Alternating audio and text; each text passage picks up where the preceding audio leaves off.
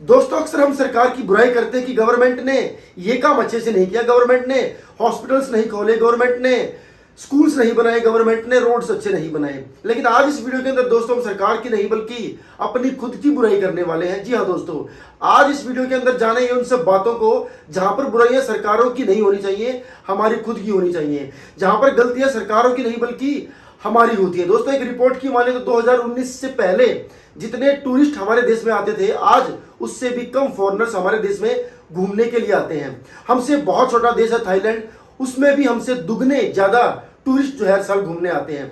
इसकी क्या ही वजह है दोस्तों? इसकी सबसे बड़ी वजह है हमारे देश के लोगों का बहुत कम सिविक सेंस। जी हाँ दोस्तों, अक्सर आप देखते हैं कि जब आप रोड पर जा रहे होते हैं तो कोई एक व्यक्ति जल्दी निकालने के चक्कर में ऐसी जगह पर गाड़ी फंसा देता है जहां से सबका निकलना मुश्किल होता है। सब लोग लाइन में खड़े होकर के वेट करते हैं, सबको परेशानी उठानी पड़ती है।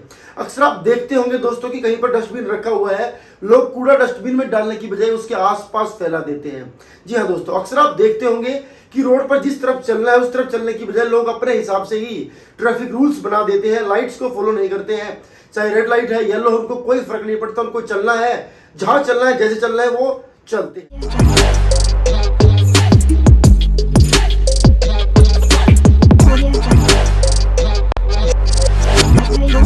कई बार आपने देखा होगा कि जहां पर लिखा होता है कि यहां पर स्पिट करना मना है, थूकना मना है, लोग वहां जाकर के थूकते हैं। दोस्तों मैंने कितनी बार देखा है कि चलती बस से लोग बाहर पान थूक देते हैं, इस बात की चिंता किए बिना कि उस गाड़ी की साइड से कोई दूसरी गाड़ी अगर जा रही होगी, कोई मोटरसाइकिल पर जा रहा होगा तो उसके ऊपर जाकर के वो थूक गिर सकता है। लोग बिल्कुल भी नहीं सोचते दोस्तों। किसी बीच पर जाकर के देखोगे डस्टबिन में कचरा नहीं मिलेगा, आपको पूरा बीच गंदा मिलेगा। किसी होटल में जाकर के देखोगे दोस्तों तो वहां से वापस आते हुए हमारे देश का इंसान साबुन तक अपने साथ ले आता है। ये तमाम चीजें इस बात को साबित करती हैं दोस्तों कि इन सब मुद्दों पर सरकार की गलती नहीं है। माना कि हमारे देश में रोड की हालत खराब है, लेकिन जैसी भी वो हालत है उस पर चलने की जिम्मेदारी हमारी है दोस्तों। जहां पर रोड ठीक है, क्या हम वहां पर ठीक चलते हैं? जहां पर डस्टबिन नहीं रखे, चलो माना कि सरकार की गलती है, लेकिन जहां पर डस्टबिन रखे हैं क्या हम उसको सही इस्तेमाल करते हैं? माना कि कहीं पर कूड़े का प्रबंध गवर्नमेंट नहीं कर पाती है, लेकिन जहां पर कूड़े का प्रॉपर सिस्टम है क्या वहां पर हम ध्यान रखते हैं? ये तमाम चीजें हैं दोस्तों जिनमें सरकारों की गलती नहीं है, ये हमारी सिविक सेंस की कमी है।